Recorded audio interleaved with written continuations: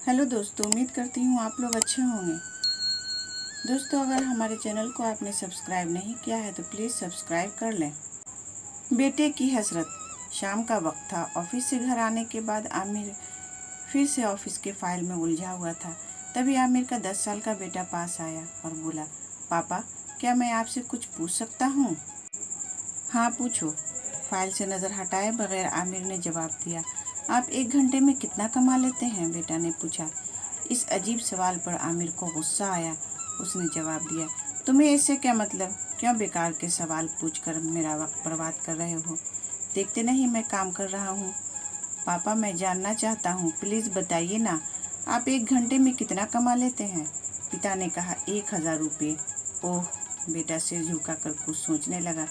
फिर सिर उठाकर बोला, पापा, आप मुझे 500 रुपये उधार दे सकते हैं?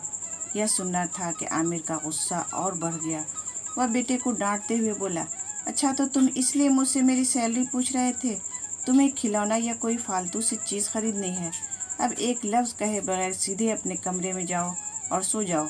मैं इतनी मेहनत से पैसे इसलिए नहीं कमाता कि तुम्हारी हर फालतू मांग पूरी कर सकूं। बेटे का चेहरा उतर गया और वह मायूस होकर वहां से चला गया। पिता कुछ देर तक तो बेटे की बात पर नाराज रहे, फिर काम में लग गए और जब काम खत्म हो गया तब आमिर की नाराज़गी भी खत्म हो चुकी थी।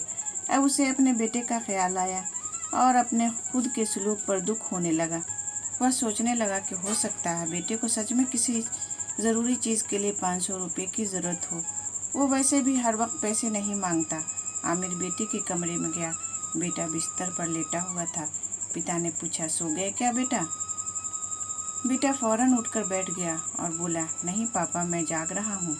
बेटा, मैं काम की वजह से परेशान था और मेरा काम का गुस्सा तुम पर निकल गया। मुझे तुम पर गुस्सा नहीं करना चाहिए था। ये लो 500 रुपये जो उस वक्त तुम मुझसे मांग रहे थे। शुक्रिया पापा।